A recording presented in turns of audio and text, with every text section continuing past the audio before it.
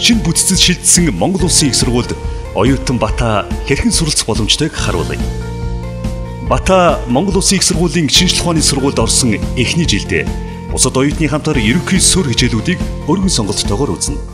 Эхний жилийн төгсгөлд сурлагын амжилт болон SAT-ийн ерөнхий шалгалтын дүнгээрэн жагсаад олон хөтөлбөрөөс сонгох боломжтой болсон байна. Хэдийгээр Бата анх банкны мэргэжилтэн болохыг хүсдэг байсан боловч нэг жил суралцсны дараа социологч мэргэжил өөрт нь тохирно гэдгийг ойлгожээ. Оюутан дүүжлэг албаны ажилтан түүнийг ийм сонголт хийхэд нь зөвлөгөө өгч тусалсан байна.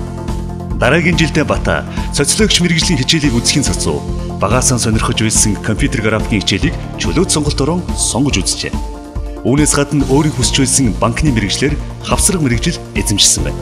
Түүнд судалгааны мэргэжилтэн нийслэл дүүрэгт нийгмийн ажилтнаар орох боломжоос гадна банкар мэргэжсэн учраас Дэлхийн банкны төсөлд судлаачаар ажиллах боломжч бүрдэжээ.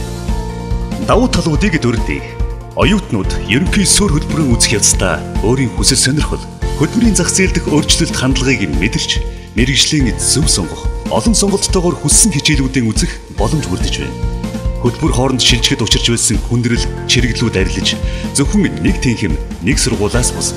Харин Монгол Улсын их сургууль гэдэг эрдмийн их уурхаагаас өөрт хэрэгтэй мэдлэгээ олж авах боломж бүрднэ. Оюутан Монгол Улсын их сургуулийн санал болгож байгаа 3000 орчим хичээлээс чөлөөт сонголт хийх боломж бүрджээ. Оюутан хичээлээс гадна багшаа сонгох болсноор багш нарын өрсөлдөөн нэмэгдэж, хичээлийн чанарч сайжирна. Оюутан олон сонголттой болсноор олон талын мэдлэг, чадвартай болж, зах зээлд өрсөлдөх чадвар нь эрс дээшлэнэ.